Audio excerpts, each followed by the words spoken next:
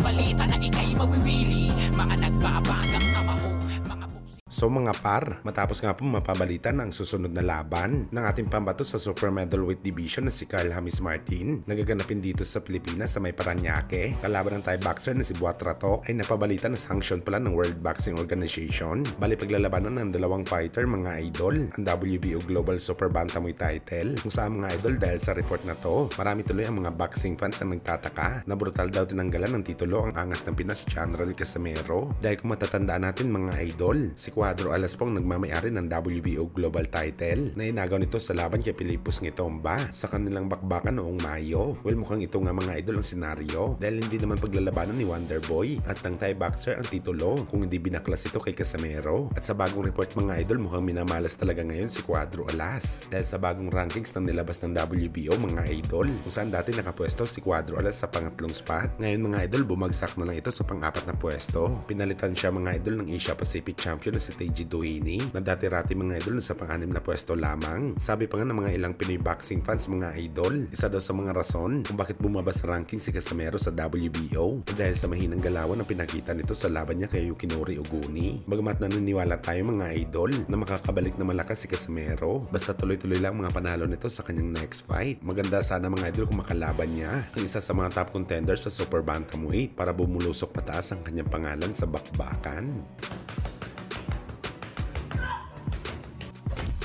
Sa kabilang banda naman mga idol, Sean Porter kwento ang araw na naging sparring partners ito ni Manny Pacquiao noong kasagsagan ng kanyang prime sa bakbakan. Aniya ni Porter mga idol, sumama daw siya kay Pacman sa Pilipinas sa buong training camp nito bilang number 1 sparring mate niya sa laban nito kay Miguel Cotto, at doon daw mga idol nakaranas si Porter na matinding adversity bilang isang fighter. Kalaban ng pound for pound boxer noon si Pacman. Tandang-tanda pa nga daw ni Porter ang unang sabak nito mga idol sa sparring kay Pacman, kung saan medyo nagkailangan pa daw sila, pero ramdam daw talaga ni Porter ang matinding aura ni Pacman sa bakbakan. Sa unang sagupaan daw nito mga idol kay Boss Manny, halos mabilis na hangin daw ang dumaan sa kanyang ulo. Ang mga suntok ng Pinoy hindi tumatama. Kumbaga mga idol, ramdam niya ang bagsik ng kamao ni Pacman, pero gayon pa man daw nakapagbigay naman ito ng magandang laban kay Boss Manny. Biglang hininto nga at hindi na pinagpatuloy ni Pacman ang sparring, kung saan pa daw umiinit si Porter. Pero believe daw si Porter sa ganitong stilo mga idol. Dito mo daw kasi malalaman na isang professional at magaling ang Team Pacquiao sa kanilang training. Hindi basta-basta nagpapagod at dinadaan ng tama sa lahat para maging 100%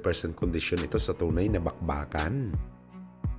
I turned around to step forward to start the sparring session, and it was just like this wind came over. It was like, it was like realization that it's about to happen. And I remember thinking to myself like, oh, this is happening.